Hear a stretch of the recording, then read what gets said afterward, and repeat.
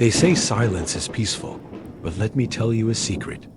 The most terrifying sounds are born from the deepest quiet. My name is Chloe, and this is a story about my dad, Mark, and me. Sometimes in the woods, you hear a whisper. Just a voice whispering your name. But what I heard wasn't a whisper. It was far worse. It was a wet, gurgling chuckle that sounded like my worst nightmares. And one day, I realized the chuckle was a signature. Our story begins here. This story is about my dad, Mark, and me, Chloe. We've been camping ever since I was a little kid. Not the kind of camping where you go to a manicured site with fire pits and restrooms. I mean the real kind, backpacking into the deep backcountry, miles from anyone. It was our thing. Our escape. We knew how to move through the woods like we owned them. How to set up camp in a flash, and how to stay safe. It was my safe space, a place where all the normal anxieties of life just melted away. The particular trip we were going on was a little different. We were exploring a new area, a remote section of the North Cascades that was supposedly so wild, nobody ever went there. It was perfect. We had 2 days of hiking ahead of us before we reached the remote lake we were hoping to spend the night at. We started early, hitting the trail just as the sun was cresting over the mountain peaks. The air was crisp and clear, and the only sound was the crunch of our boots on the gravel path. It was just the way we liked it. We walked in comfortable silence for hours, taking only the occasional break to catch our breath or admire the old-growth forest that surrounded us. We passed towering trees, some so massive their trunks were more than 3 feet thick. Their roots snaked across the ground like wrinkled fingers, and their branches formed a canopy overhead, filtering the sunlight into dancing emerald shards. As we moved deeper into the woods, the light began to fade, leaving us in a hushed, cool twilight. The trail became trickier, littered with fallen logs and hidden rocks, but we didn't need to see the path. We could feel it beneath our boots, the way a good trail should be. We hiked until it was dark, making camp as the last rays of sunlight slipped between the trees. We set up our tent beside a babbling brook and settled in quickly, thankful for the familiar routine that had become a second nature to us. Once our tent was pitched and our supplies were sorted, we turned our attention to the fire. Gathering dry wood and arranging stones, we built a crackling fire that chased away the last vestiges of the evening chill. With dinner cooked and the fire merrily burning, we settled into companionable silence. The scent of pine needles and damp earth filled the air as the shadows stretched and twisted in the flickering firelight. This was our ritual, the quiet companionship, the symphony of the forest, the warmth of the fire, and the taste of home-cooked meals. There was nowhere else we'd rather be. The first night passed without incident. We woke to the gentle patter of rain on our tent, a soft melody that blended with the songs of unseen birds. My dad and I stirred in our sleeping bags, sharing a sleepy smile as we always did. It was just one of those unspoken understandings we had developed over years of camping trips. It meant nothing bad. It was just another adventure. Soon, the rain had transformed into a misty drizzle, blanketing the forest in a soft gray light. The dewdrops sparkled on the moss like diamonds, and the air was heavy with the smell of petrichor. My dad and I crawled out of the tent, shivering slightly in the cool air, and began to pack up.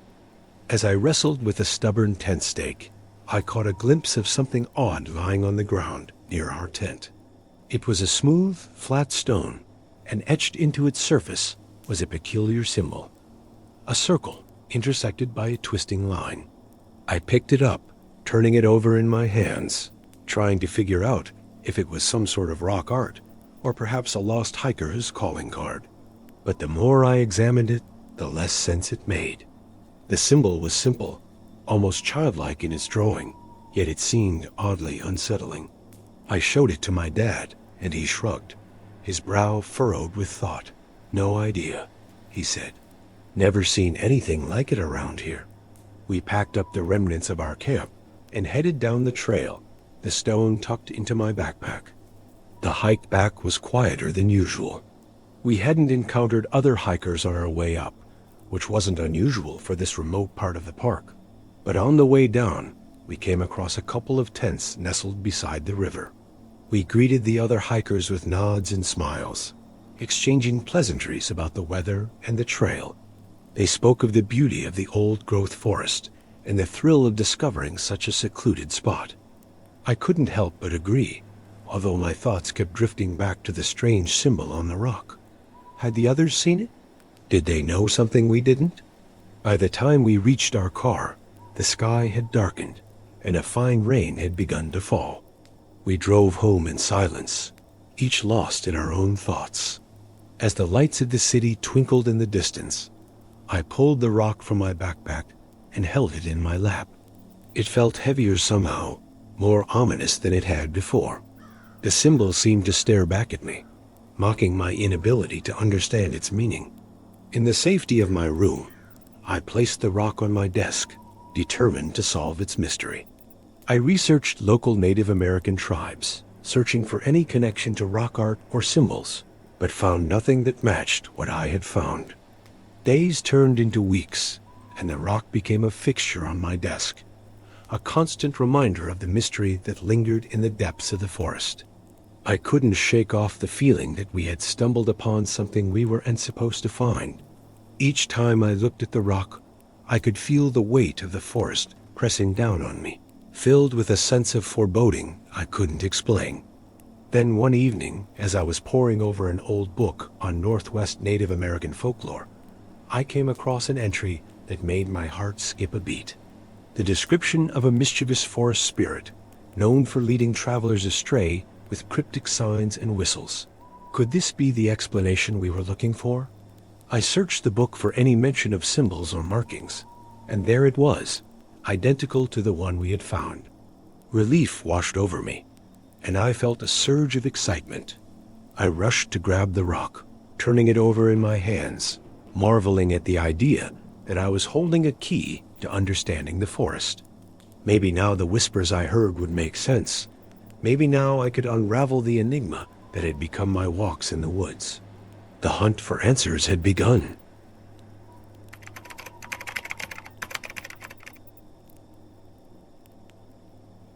There is a spot in the woods up here where there is a cabin that was my great-grandfather's. It's pretty much off the grid. There's no phone service. Cell service out here doesn't work. You can't get any internet, and there's just a dirt road that leads right to it. It's kind of this old secluded cabin in the woods type vibe. And so every now and then, I'll go up there to try to write.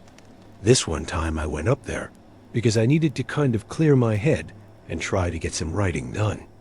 I'd been working on this horror novel, and I felt like I had nothing left in the tank. I couldn't come up with any ideas, and I was feeling really stuck. So I thought, you know what? I'm just going to drive up to the cabin. I'm going to try to do some writing. Maybe being by myself in that secluded spot will help me to get some ideas flowing again. So I did. I drove up there. It took me about 4 hours to get there from where I live. But when I got there, it was definitely worth it. The road was quiet. The trees were beautiful. I walked into the cabin. It was very dusty. I have to go there more often because the place is really falling apart. But I sat down at the table and I started writing, and it was everything I had hoped it would be. I woke up early. I wrote all day, and by the time the sun started going down, I had written 4,000 words. I was on a roll, and I figured, you know what? Let me stay another night. I'll wake up early again, keep writing, and see if I can keep this momentum going. And I did. The next day started off the same way the first day ended. I woke up, I made some coffee, I wrote, and it was just so peaceful and so quiet. No neighbors, no traffic, nothing. And I thought, you know, maybe it's been all mental. Maybe the seclusion actually didn't help me to get some writing done. But it was going well until about 2 o'clock in the afternoon. I was writing, and I looked out the window, and I saw a shadow that was standing in the driveway. At first, I thought it was a crow, or maybe a deer, but then it stood there for a little bit longer, and then it moved. And it was then that I realized that it was a person. This person stayed out there in the driveway for a while, just kind of standing there. Then they walked back to their car, and they drove away. And I thought, okay, that's weird. But I tried not to read too much into it. I just figured maybe somebody was driving by.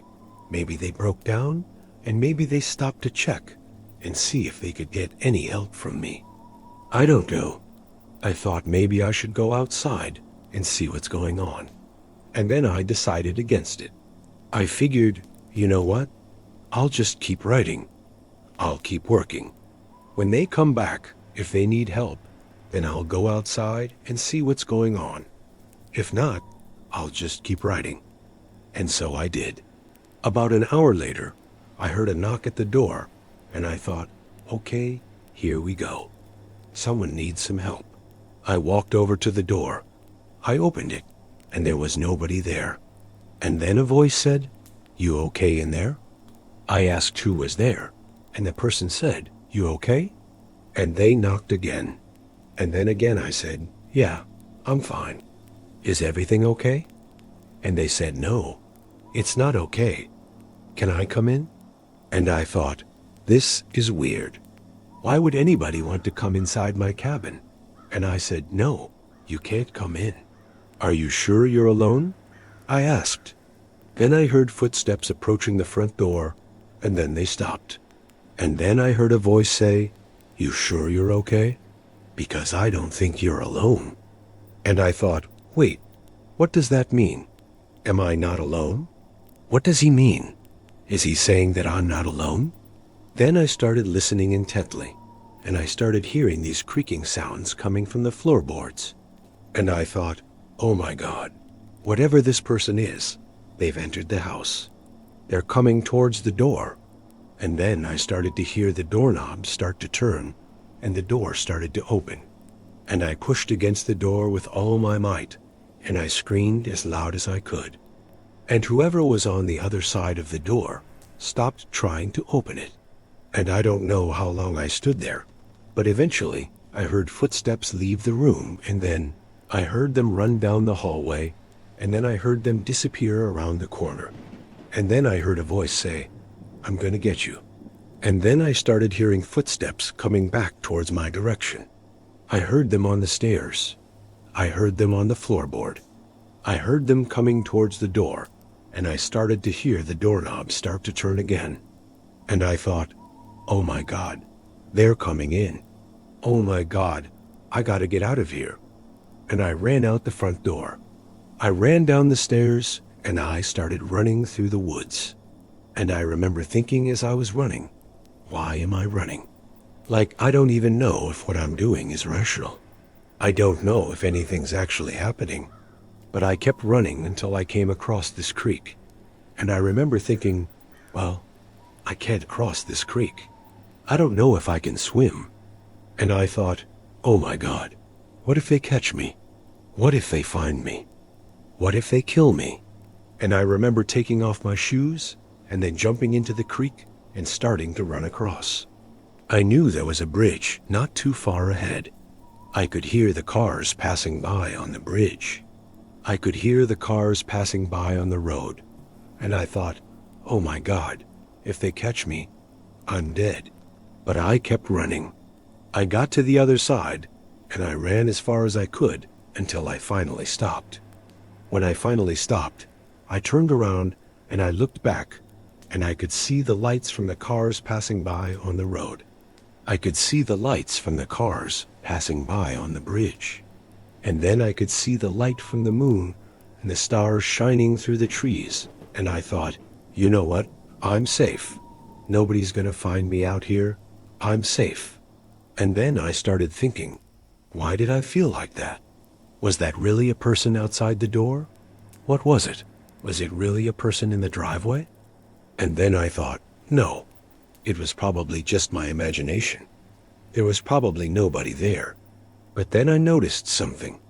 Something was written on the back of one of the chairs. I reached down, I turned the chair around, and I looked, and there was a note, and it said, "Welcome to the lake house." I thought, welcome to what? Welcome to the lake house. And then I thought, wait a minute, this isn't a lake house. This is a cabin in the woods. And then I thought, oh my God, was that person outside the door? Was it really the person in the driveway? And then I thought, you know what? I'm overthinking it. It was probably just a branch that made that noise outside the door. Probably just my imagination. So I started walking back to my car. As I started walking back to my car, I looked back and I could see the cabin sitting there in the woods. And I thought, you know what? I'm almost glad that I ran away. I'm almost glad that I was scared. I'm almost glad that I experienced all of that because it was actually really fun. And then I noticed something in the rear view mirror. I looked back and I saw the reflection of a person sitting in the back seat of my car. And I thought, what? How could there be a person in the back seat of my car? I never saw them get in the car. And then I thought, well, maybe they didn't get in the car. Maybe that's just my imagination. But then I thought, what if it's not my imagination? What if there really is a person in the back seat of my car? And then I thought, you know what? I'm overthinking it. It was probably just a reflection of a tree that I passed while I was running. It was probably just a reflection of a bush that I passed while I was running. It was probably just a reflection of something in the trees. And then I started driving away. But before I did, I looked back one last time to see if I could see the cabin one last time. And I could see the cabin sitting there in the woods. And I thought, you know what? Maybe it is haunted. Maybe something really did chase me away. Maybe something really did try to get in the house. And then I drove away.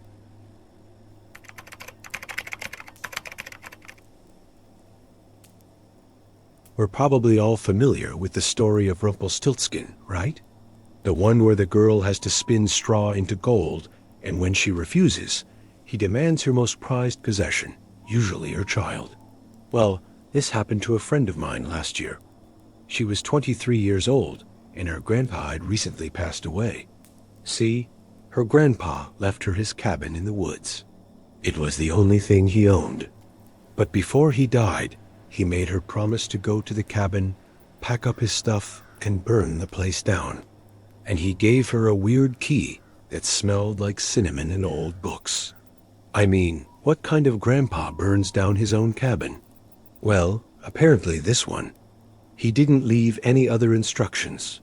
But something about that key really freaked my friend out. So she waited till summer break to go investigate. When she got there, she found that the cabin hadn't been maintained in decades. There was cobwebs everywhere, and the furniture was covered in dust. It was so thick that it looked like snow. But there was something else there too, like footsteps in the dust, which couldn't have been from her grandpa, because he was dead. And then there were these pictures that weren't there when she visited last. A bunch of photos of her and her family that were ripped and torn. She started hearing whispers in the walls and doors opening on their own, even though the wind outside was calm. And every time she turned around, something was in a different place than she had left it. But she could have sworn she hadn't moved it. One minute it was there, the next it was gone. And then she saw a note on the wall written in charcoal. It said, "Leave while you still can." Then another one appeared above it saying, "You shouldn't be here." And then another one below that said, "He's not happy you're here." And I think you can guess who he was. Her grandpa. Was he haunting her? Was he trying to tell her to leave? And why was he watching her while she packed up his stuff? My friend got so freaked out, she ran out of the cabin, but she took a picture of the notes. You know, for, I don't know, evidence, I guess. And that was when she heard him. It was like footsteps on the stairs. She came around the corner and saw him standing at the top. But when she got closer, she realized it was just a mannequin dressed like her grandpa. Like, what kind of sick joke was this? Who put this here? Then she noticed more things that seemed out of place, like her grandpa's old fur hat hanging on a hook by the door. It was literally identical to the one in the photo, or how the rocking chair on the porch was moving by itself. It wasn't strong enough to knock her off, but it would have knocked anybody else off their porch. And then she found some old journals, ones she knew her grandpa kept with him everywhere. They were filled with cryptic writings and sketches of old machinery. And buried deep inside, she found a page that made her blood run cold. It was a drawing of a clock tower with a pentagram in the middle and a date, August 22nd. What did it all mean? One minute she was laughing at how ridiculous it all was. Ghosts and creepy notes and a creepy cabin. But now she was starting to think maybe there was more to it. Maybe her grandpa was trying to warn her. Was he trying to keep her from taking something? Because he also wrote, "Protect it," over and over again in a lot of his journals. Protect what? And protect from who? Well, after 3 days of searching, she finally found it. Hidden in the floorboards was a box wrapped in lead, and inside was an hourglass. It looked just like the one from the stories, right down to the cinnamon smell. She put it in her pocket and went to leave, but then she remembered the fire. She was supposed to burn the place down, but looking around, she thought maybe it was just a dream. Maybe none of this was real. Maybe she imagined everything. So she locked up, went home, unpacked the hourglass, and placed it on her desk. For a while, everything was fine. But a few weeks later, she woke up in the middle of the night to the sound of shattering glass. When she got up, she saw that the hourglass had fallen and spilled. Of course, she thought it was just an accident. But then it happened again and again and again. No matter how many times she picked it up, it just kept spilling. And then she started seeing things again, like the rocking chair moving by itself or hearing whispers in the walls. And she would wake up in the middle of the night to find scratches on her arms that weren't there before. And even though she threw the hourglass away, it kept coming back.